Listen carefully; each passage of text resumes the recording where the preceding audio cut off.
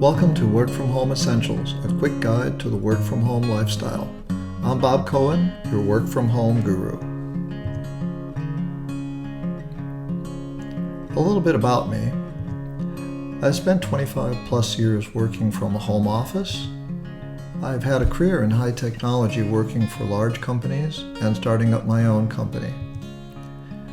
As a startup entrepreneur, I've had a business where I've had employees, and I've also worked as a solopreneur, so I understand a wide range of businesses.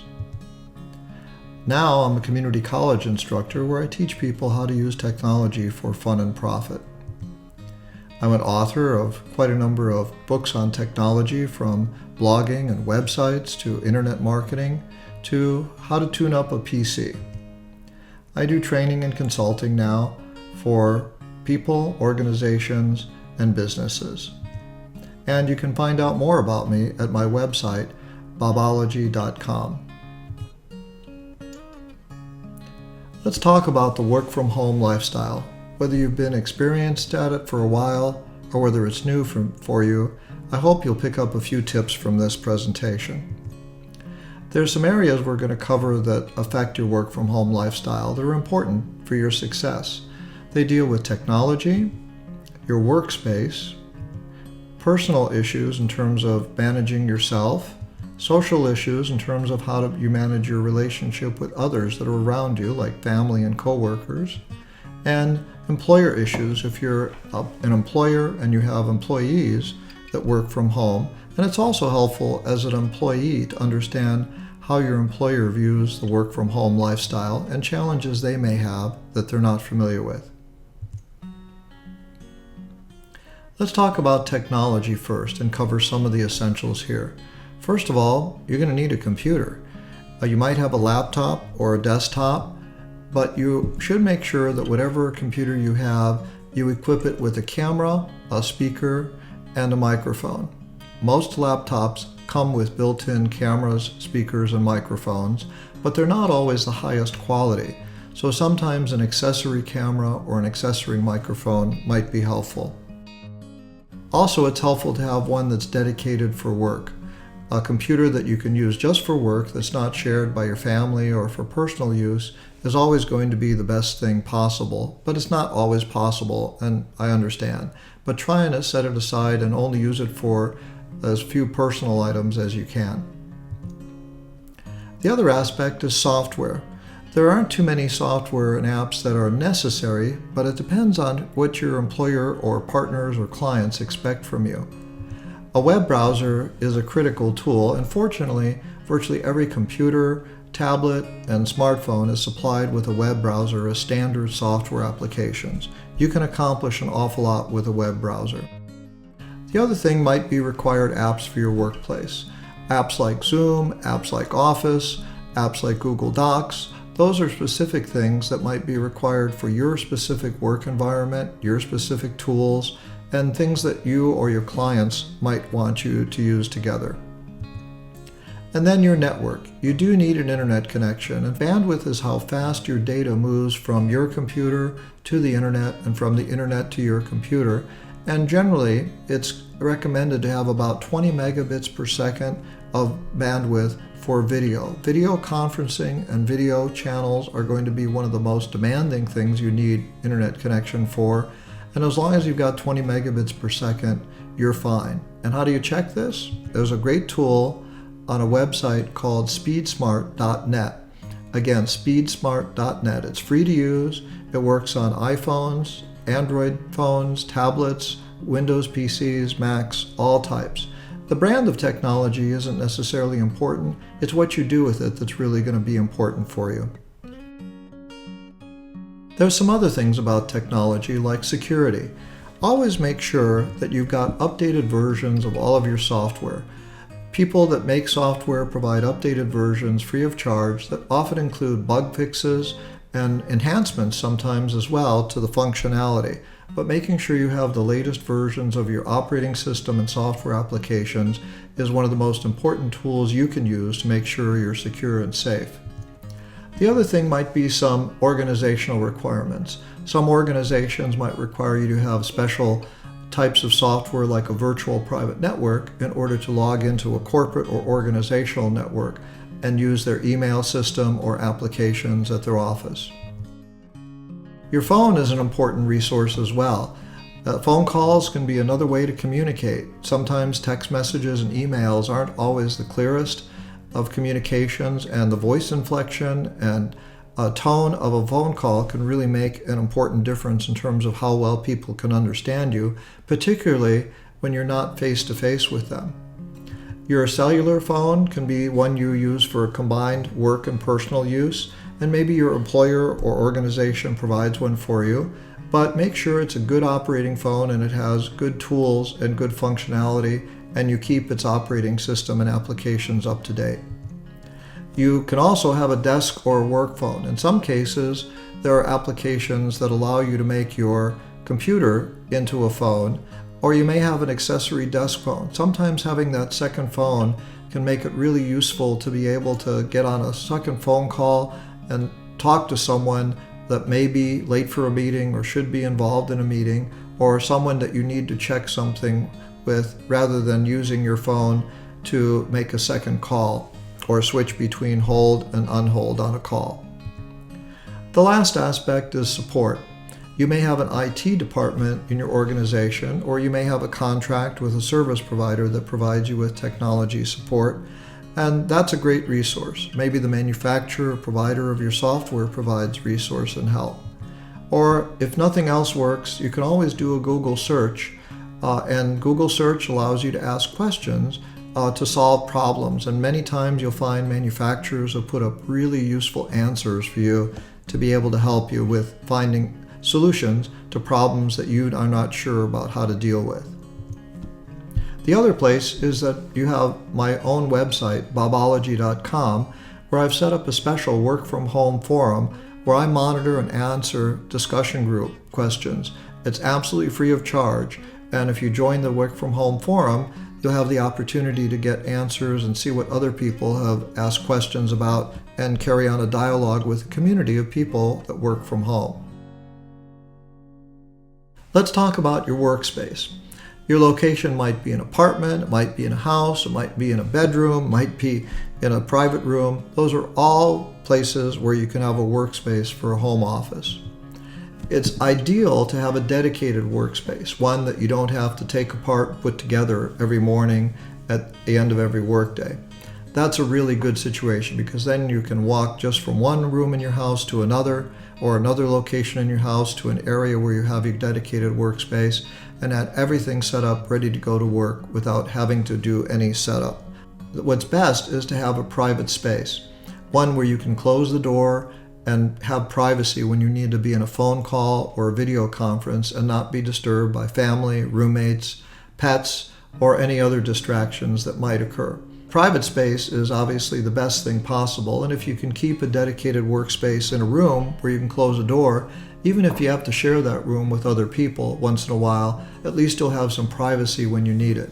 Having to move from one place to another for privacy while you're managing your workspace can be complicated and cumbersome. Your layout is going to be important as well. Ergonomics is the science of making sure that you're comfortable when you're working in a particular location, and it's helpful to have your eye level at the level of your monitor, to have a comfortable chair to sit in that has a little bit of give, but also keep in mind that that comfort level is something that you can decide personally. Don't be afraid to try things out. Don't be afraid to experiment with different layouts, different heights, different sizes, and different dimensions. Obviously, if you have a dedicated desk, that will help you a great deal, but make sure that desk has enough room for you to work and it's comfortable. Lighting can also be an aspect of your layout that you might not have thought about, but having good lighting that lets you see and do tasks that are important is important for your comfort and well as your ergonomic environment.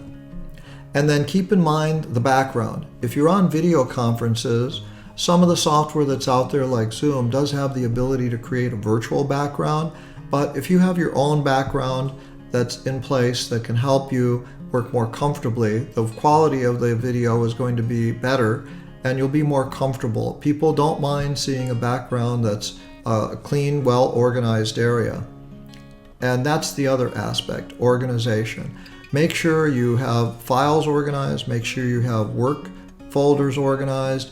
Not everything may be electronic, but there are lots of ways to make it easier to work if you keep yourself organized and find things easily, quickly, and be able to get to the task at hand.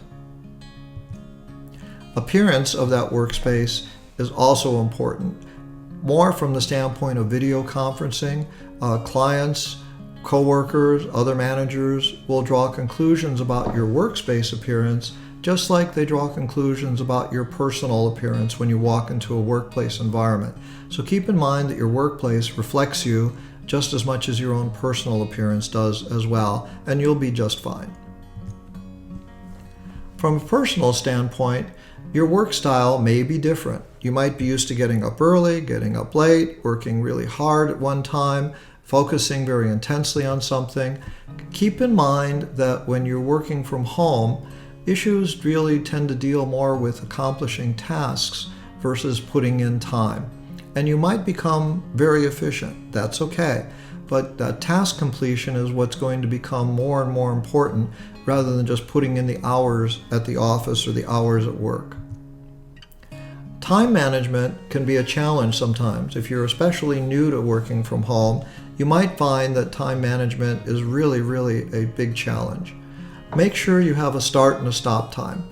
You can vary it through the day and you can break it up if you want to, but having a time when you start, get ready to go to work, and even dress for going to work is helpful. And then having a time when you stop, when you walk away from your office desk or office location and close up shop for the day are really good ways to manage a lot of aspects of working from home. Remember to take breaks. You should get a break at least every hour. There are fitness devices for your wrist that will sync up with smartphone apps that help remind you to take a break. Get up and stand. You might not be used to taking breaks from home as much as you do in the office because you don't have people that are necessarily asking you to go get a cup of coffee, go to lunch. Make sure you take those breaks and you plan them. Now you also may have to manage time with family and friends. We'll talk about that when we talk about the social aspects of working from home. The other thing is psychological. Managing yourself and making sure you're healthy is important. There can be a tendency to go into isolation and feel apart from everybody. We're challenged by this time with COVID-19, but home office workers have always been dealing with the challenge of isolation. Establishing a network of people that you can communicate with, someone that you can chat with, someone that you can pick up the phone and call, even if it's unrelated to work and give you a short break. Have a network of resources that you can count on to be available to you when you want to communicate with them.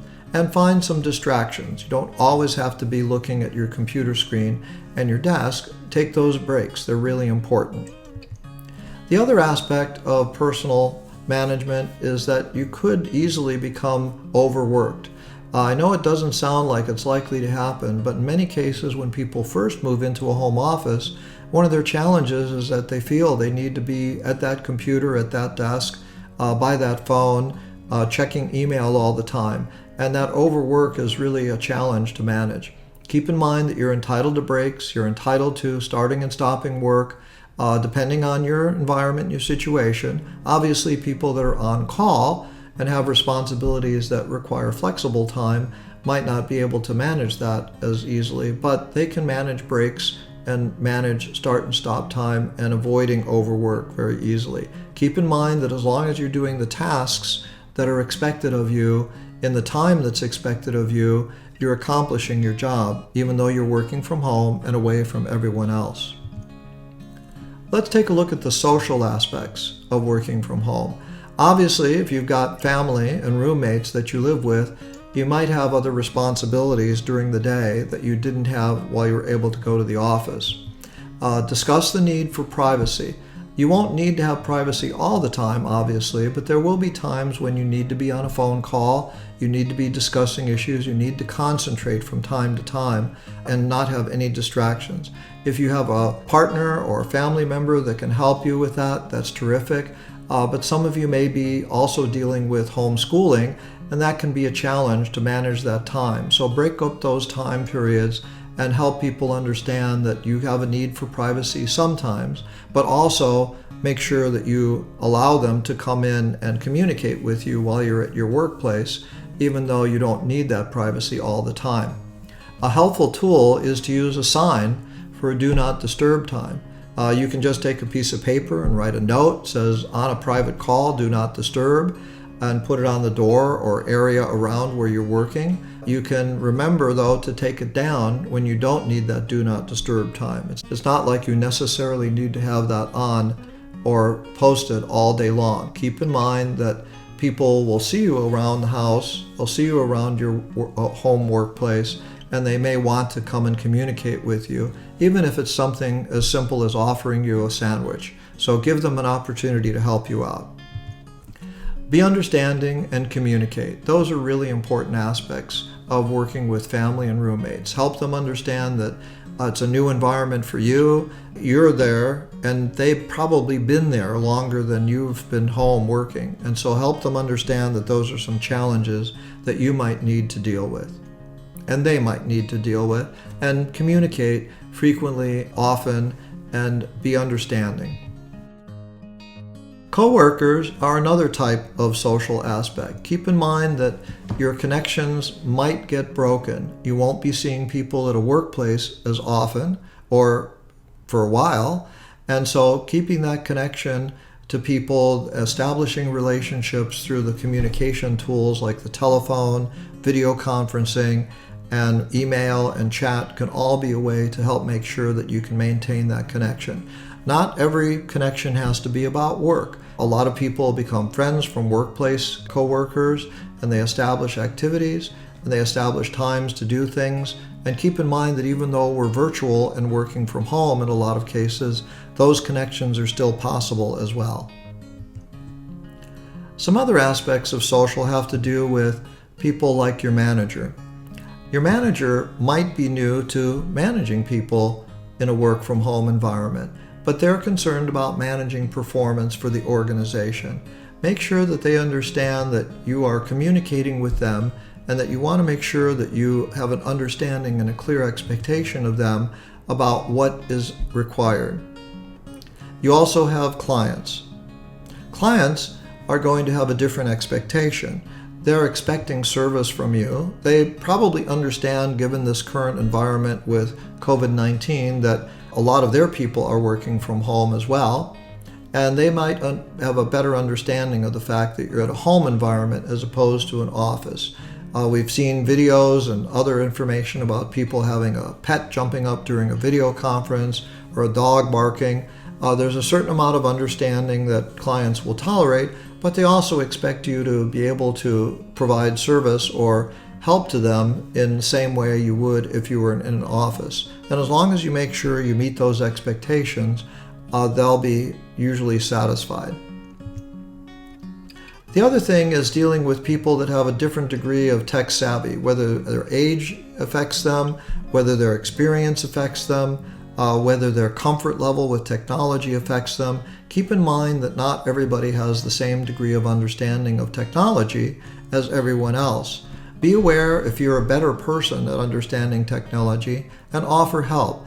I'm part of some organizations that help seniors learn how to use technology better, and we're doing things like video conferencing in order to help them become more comfortable using some of the video conferencing tools and doing things like shopping and ordering online.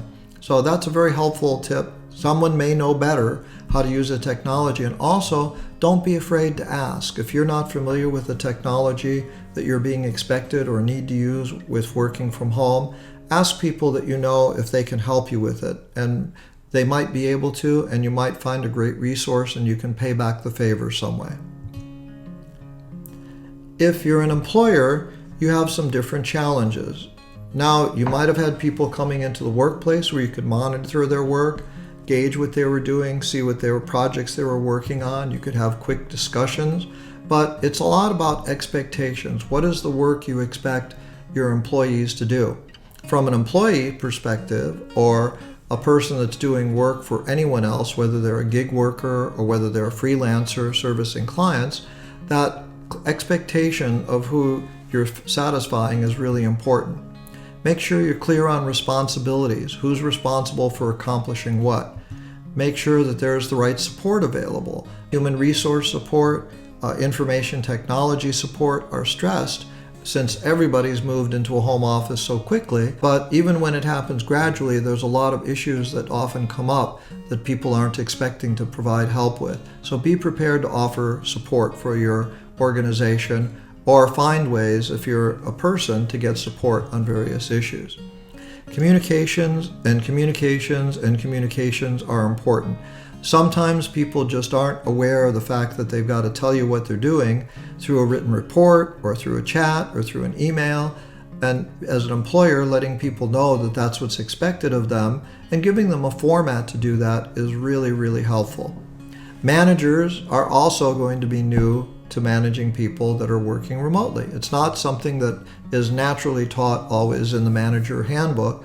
And so as an employee or someone working for a manager in a new remote work environment, you might have to help your manager and guide them a little bit. But managers also have to understand that people working from home have different expectations. So the communications, organizational support, responsibilities, and expectations of what you want from them and being clear about them are really important. We've covered a lot of information in just a very short amount of time, and this is really to help you with the essentials. I do provide a much more in-depth work from home advice course that gives you information on how to manage the technology, the workspace, the personal, social, and employer issues. But this is a good introduction, I think, that'll help you understand that a lot of people go through a lot of the same issues. You're not alone, and a lot of people that work from home are also dealing with all of these issues. And guess what? There's resources that you can take advantage of.